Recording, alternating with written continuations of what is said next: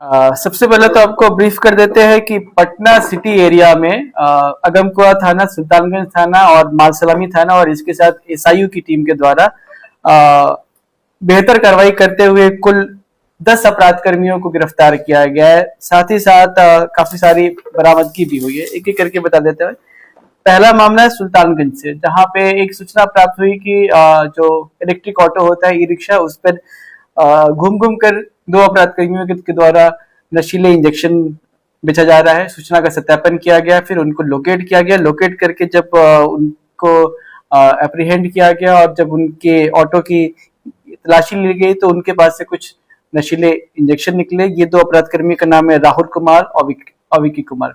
जब इनसे और ज्यादा पूछताछ की गई तो इन्होंने कुछ और अपराध कर्मियों का नाम बताया और ये भी बोला कि उनके पास और भी इंजेक्शन और हथियार बरामद हो सकते हैं। तो उनकी निशानदेही पर सबसे पहले तो मलेरिया ऑफिस के पास मॉल 99 के सामने एक जगह रेड किया गया। वहां से सूर्या उर्फ अभिषेक, जो तीसरा अपराध कर्मी है, और उसके बाद एक विशाल नाम के अपराध कर्मी को कुछ और नशीले इंजेक्शन के साथ बरामद किया गया। उनसे और पूछताछ की गई तो उन्होंने बताया है कि पीर बहर एरिया में एक अफजल नाम का अपराध कर्मी है, जो एक हिसाब से बोल सकते हैं इन सबका सरगना है।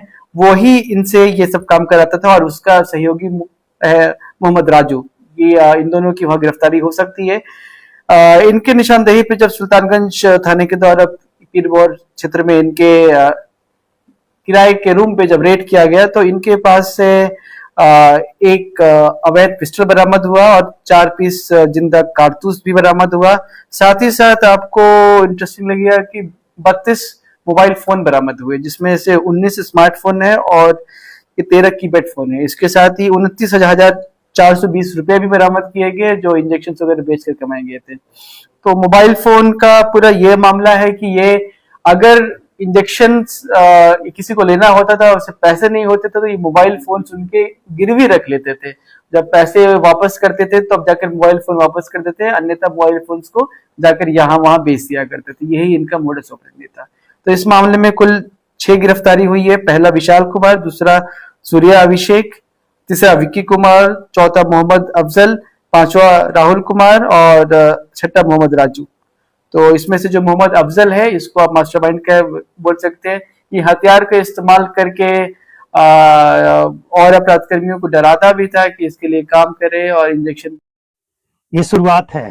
बिहार सरकार के गाल पे तमाचा है, चेतावनी है और एक सख्त संदेश है कि अगर बिहार सरकार आज नहीं सुधरती है, क्या बिहार में, आपसे एक सवाल है, क्या बिहार में कभी आपने इस तरह की तस्वीर देखा था? आज के 10 साल पहले जब से बिहार में शराबबंदी हुई, अब हमें ये नहीं पता कि शराबबंदी के बाद ये सब तस्वीरें क्यों सामने आ रही है, इसका क्या कनेक्शन है शराबबंदी से। लेकिन क्या बिहार के लोग इस तरह की तस्वीरें देखते थे? हम आपको ये ज्यादा दिखा नहीं सकते क्योंकि यूट्यूब पे कम्युनिटी गाइडलाइंस होता है।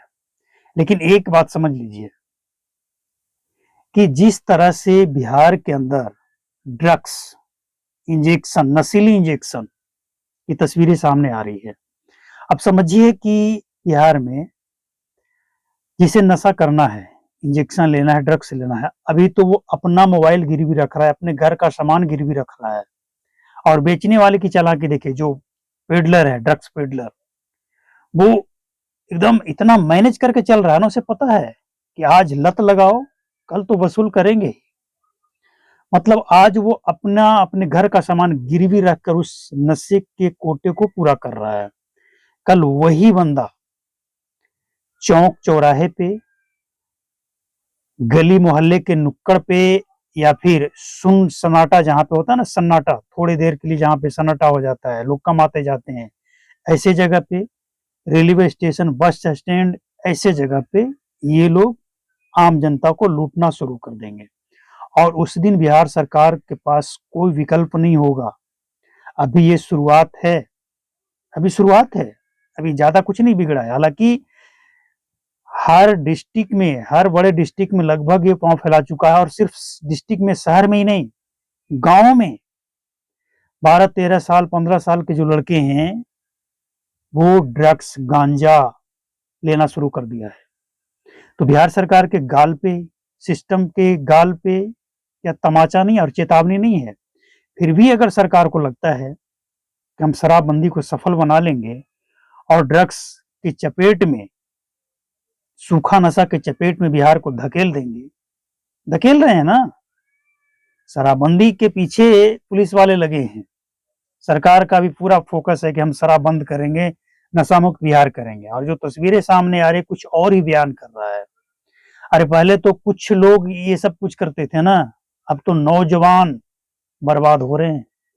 इसमें जो जो तस्वीर में जो सामने आया है, जो इस केस में सामने जो आया है ना, मैटर मामला, सब नौजवान है।